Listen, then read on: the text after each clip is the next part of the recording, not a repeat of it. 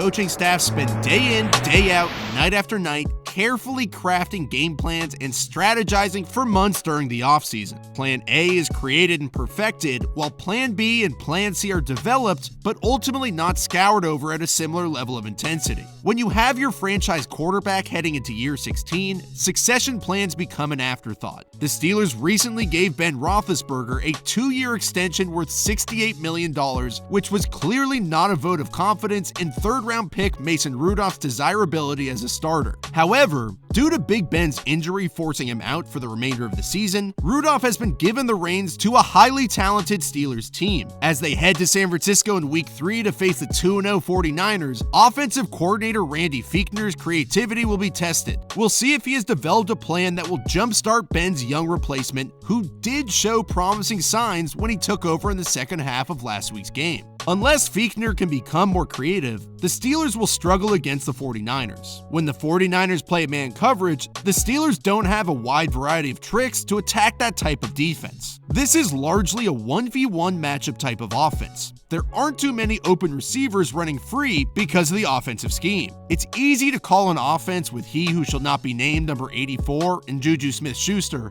but now having just one and potentially an average cast at the skill positions calls for Fichtner to start to get creative. When he sits down to build this week's game plan that he's tailored to his young quarterback, there are 3 specific areas for the offense to improve upon to help Mason Rudolph succeed. The first key area is to diversify personnel groupings and formations. Now that Ben is out, the Steelers have to transition their offense away from empty formations and towards a more traditional offense. Ben had complete control and was able to change plays and route concepts at the line of scrimmage on the fly.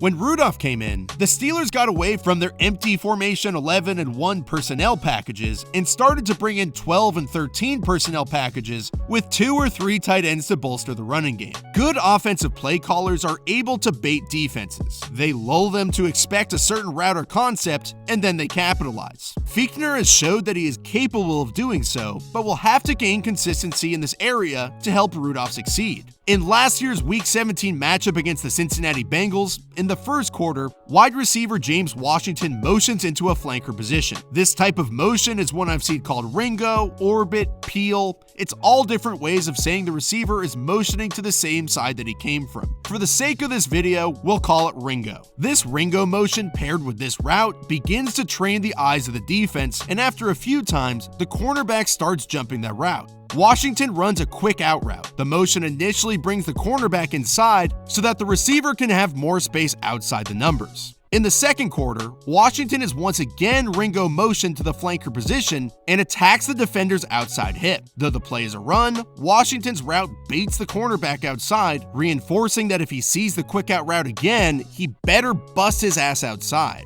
Fichtner must continue to set these type of traps each and every game. He has been patiently waiting throughout the first 2.5 quarters, and it's finally time to strike. With 5 minutes left in the third quarter, and with Pittsburgh down a touchdown, Washington uses the same Ringo motion and is positioned in the same flanker position, so the cornerback knows he has seen this before and is prepared this time around. But Washington isn't running that route. He once again explodes towards the cornerback's outside hip, forcing the corner to take a false step to the outside. With a pump fake and a head nod, Washington flashes up the seam on a double move, and Ben hits him for 47 yards. The second area where the Steelers' offense can improve is their use of play action. Last year, the offense was dead last in play action usage, using it on only 12% of their passing attempts. By comparison, last week, the Chiefs and the Cowboys won their games and were both over 45%. From 2015 to 2018, a quarterback's passing statistics are significantly better when using play action. Ben has always preferred playing in shotgun and has resisted turning his back to the defense on play action. Rudolph is much more comfortable in this situation. By significantly elevating their play action usage, this could bridge the gap between the two quarterbacks.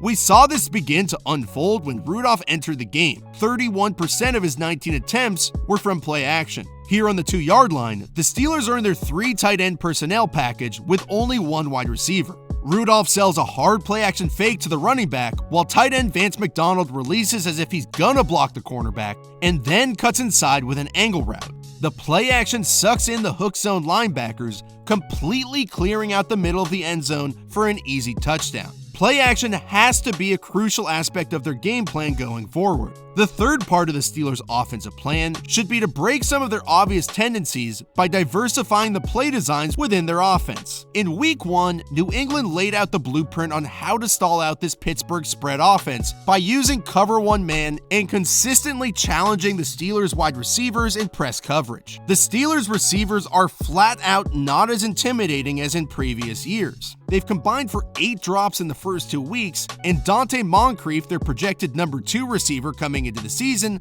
has 4 of them. The cover one forced the Steelers to throw to less talented receivers on underneath routes or deep one-on-one isolation routes. These are good man coverage beaters, but are a hell of a lot less scary when rookie Deontay Johnson or Johnny Holton is running them. How can Fichtner throw a twist on his man coverage beaters to break these blatant tendencies? In man coverage, a linebacker is almost always one-on-one with a running back, and the rest of the defenders have their backs turned to the quarterback due to their man coverage assignments. The Steelers should deploy James Conner similarly to the way the Saints do with Alvin Kamara. In man-to-man coverage, the running back is coached to pivot based off the linebacker's alignment and leverage. If the linebacker's leverage is outside the running back, both he and the quarterback will read an in-breaking route, and vice versa. By making the running backs more of a focal point of the passing game against man coverage, Rudolph can pick apart the defense underneath. If I'm the San Francisco 49ers, I'm planning on testing Mason Rudolph's timing. I'm challenging the chemistry he has with the first-team offense while heating him up with man and zone pressure packages. Though the 49ers calling card is their zone coverage defense, based on the film I've charted, I would play cover one man, press these receivers at the line, and see if Rudolph can hit tight one-on-one matchups. I want to see if Fichtner is willing to change his scheme tendencies when the defense is in man coverage. If he continues to incorporate play-action passes into this offense and mix and match his personnel groupings,